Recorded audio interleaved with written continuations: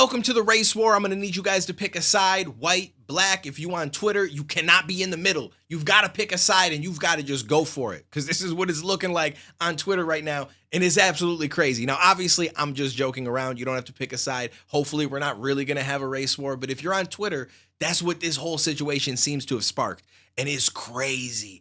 I've gone down some of the wildest rabbit holes, and everybody thinks that they got something.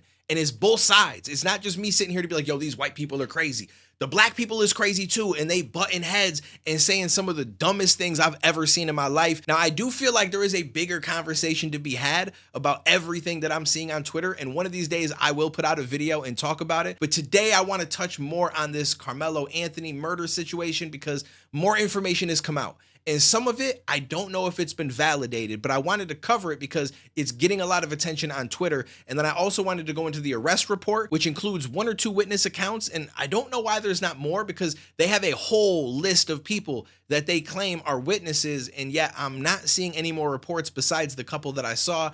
And then there's also the stand your ground laws that they have in Texas, which it feels like some people are misinterpreting or misunderstanding, but I feel like I have a pretty good grasp after doing some research. And I just wanted to talk about all of this in a whole and then see what you guys think down below in the comments. So first and foremost, I want to dive into this new piece of information that may or may not be true, but apparently it's a parent of some daughters who were also at this meet, and I'm guessing he was there too based on what he says, and he claims that he saw this all go down. Now, his account is different than the witness accounts that the police took, and I don't know why, if he was there, he wouldn't have came forward and talked to them, or he did and it's just not included because, again, they have a whole list of witnesses, and I'm not seeing an account from all of them, so I'm not really sure what the situation is with that, but this is what I came across on Twitter. And they got rained out like crazy bad. Everybody trying to get back to their cars or get in, places where they, wouldn't get all extra with it.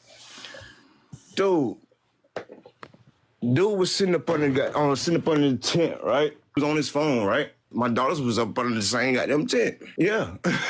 So I'm paying attention to my kids, but at the same time, they're in the same vicinity. So I'm watching everything going on around it because I'm there for my children.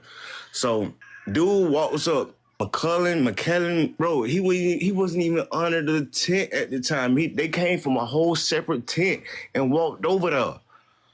They intentionally went over there to this kid, man. Dude was sitting there on his phone just trying to get dry. You feel me? One thing went from another. They grabbed this man and they tried to punch on dude. Dude went in his bag and whatever. They went to try to jump this dude and punch on this dude, man. And he protected himself, dude. That's what happened. Yeah. It wasn't just one. It was both of them, bro. Austin, that dude that got unalive, and his brother physically went over there to intentionally. It's not to the point that he brought a knife. For one, it wasn't on school property. The school is at least 5 to 10 miles away. It was community track meet, bruh. It wasn't a school track meet. So he had the right to have a knife on his person, bro. Now, it's probably too late because I'm sure some of you have already went crazy in the comments, but again, I just want to say that this is not validated. I don't know if this is real. Just because the audio is attached to their pictures, I don't know if this man was actually there. And I looked through all the comments, and there's some crazy comments under it, but I can't see anybody either validating it and saying, yes, he was there and this is who he is. And I can't see anybody disproving it. So I really don't know. But because it's getting a lot of attention on Twitter, I felt like it was important to add this to everything that we're going to talk about, because if it went the way he's saying, I feel like it does fall a little bit closer to some of the stand your ground laws. Now, we'll go over those in a minute, but first I want to go through some of the other witness accounts because they were very different from what this guy said. So I'm going to start on the second line, and it says Anthony was from Centennial High School and was sitting under the Memorial High School tent. Austin had told Anthony that he needed to move out from under their team's tent, and Anthony grabbed his bag, opened it, and reached inside and proceeded to tell Austin, touch me and see what happens. No one really thought Anthony really had any weapons in his bag, and Austin proceeded to touch Anthony, and then Anthony told Austin to punch him and see what happens. A short time later, Austin grabbed Anthony to tell him to move, and Anthony pulled out what Blank recalled as a black knife and stabbed Austin once in the chest and then ran away. Austin began grabbing his chest and telling everyone to get help. Blank advised he did not know Anthony's name, but stated another Memorial Track member, Blank, was friends with Anthony and he could identify Anthony. Blank described Anthony as a black male, skinny with possibly a goatee, short puffy hair, and wearing Centennial High School clothing. This concluded my contact with blank. This was the other witness account. When I arrived, the crime scene was already marked off and a suspect was in custody. I began asking people if they were witnesses to anything. I made contact with Hunter Blank and then Blank. They were both breathing heavily and crying due to the nature of the events. They were the coaches on the field and it was pouring down rain. We made the decision to relocate to a locker room just to the east to get out of the rain. Once in there, things calmed down a little bit. However, they were still hysterical and could not really talk. In there, I learned Hunter was the brother of the victim. I attempted to ask them both what had happened. I could not really get anything out of Hunter, but Blank stated he wanted to speak. I asked him what happened, and he stated they were all sitting on the bleachers under a Memorial High School tent when another male, who he did not know, walked over and sat under the tent. Blank then said Austin, the victim, told this male that since he did not go to Memorial, he had to leave the tent.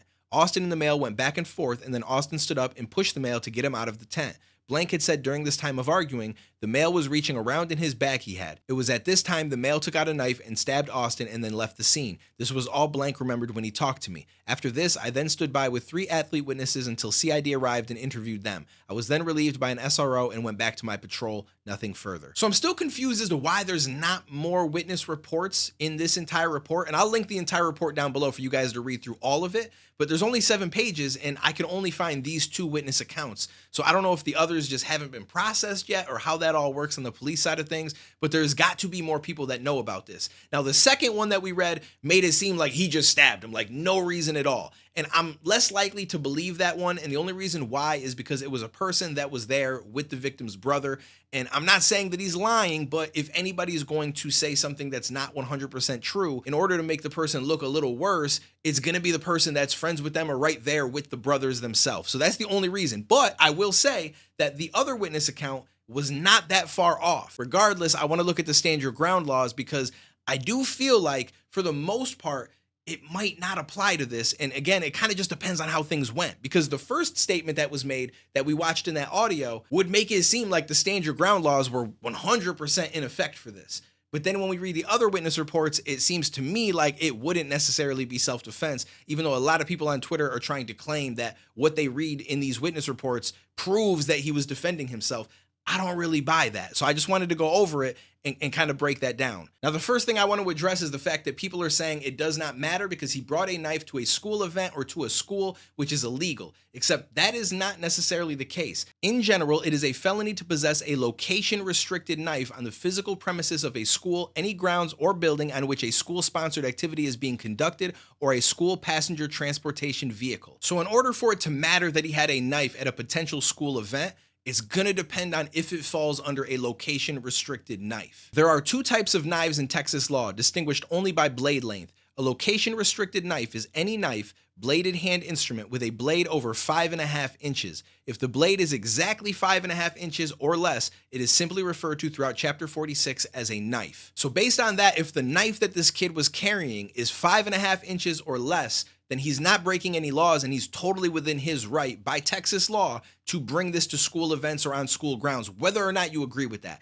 I don't necessarily agree with that. I feel like there should be no knives at all, but this is Texas law. So we've got to go by what's going to take effect in a courtroom. Now, as far as the self-defense laws in Texas, it says in Texas, self-defense is justified when a person reasonably believes the use of force is immediately necessary to protect themselves or others from another's use or attempted use of unlawful force, as outlined in Texas Penal Code 9.31. Now, obviously, there's much more to that, and it goes into way more depth, but I feel like I found the part that matters the most given this situation. When is a self-defense claim not permitted?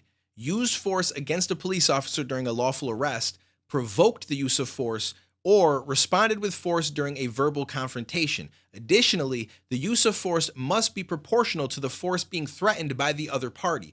Deadly force may be justified when someone is attacked inside their home, work, or vehicle. So this is where finding out exactly what happened is extremely important, because based on the first account in that audio that we listened to, which again, I cannot validate, but if that was what happened, then I feel like he's potentially in the right if he was being jumped by 2 people and felt like he can get serious bodily harm.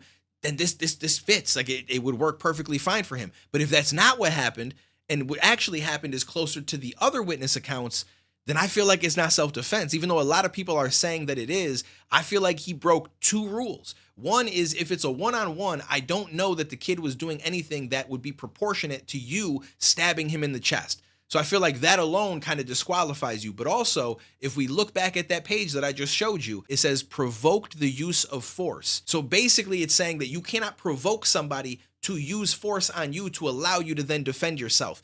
And the kid was saying, punch me and see what happens. Push me and see what happens. Put your hands on me and see what happens. Like, I get that I don't know if that's considered provoking, but it kind of feels like it, right? Like you're basically goading them into trying to do something so they can see what the consequences are going to be, and you know what you're going to do in response. Now, you might be able to get away with saying, hey, if you put your hands on me, I have a knife, I will defend myself. I don't feel like that's provoking, that's warning somebody. But when you're telling someone, put your hands on me, see what's going to happen, I feel like you kind of eliminate the ability to use the self-defense. Now, I could be wrong. It just doesn't feel like it's going to work out for him. Now, again, it all depends what actually happened, because I don't think that the witness accounts in the police report are showing anything that would account for self-defense. That's just my opinion based on what they said. Again, this just depends on if it's true or not, because I don't know, because we also have the audio of someone saying something completely different. And he's saying that it was raining and he was just trying to get out from the rain, and they decided to try to get him out of there, and they ended up jumping him and both attacked him.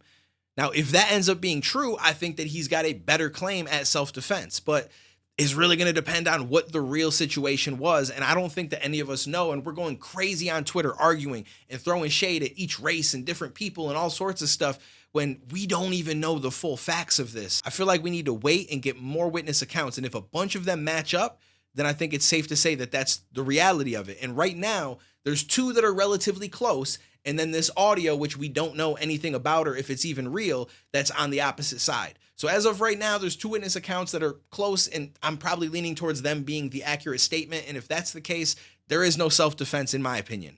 And regardless of if it was self-defense or not, I don't think you should have stabbed the kid anyway, just from a personal perspective. I've been in fights before. I've had people push me, try to punch me. I've even had moments where I thought people might jump me. And never in my mind did I think, yo, I'm going to stab this person and try to kill him.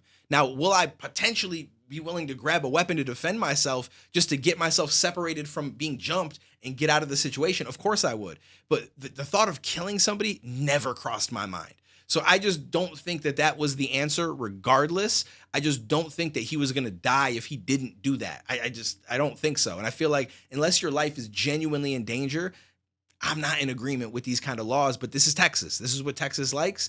And who am I to judge that? So now we find out what's going to happen. Appreciate you guys. Just wanted to talk about this quick. I'll catch you in the next one, homies.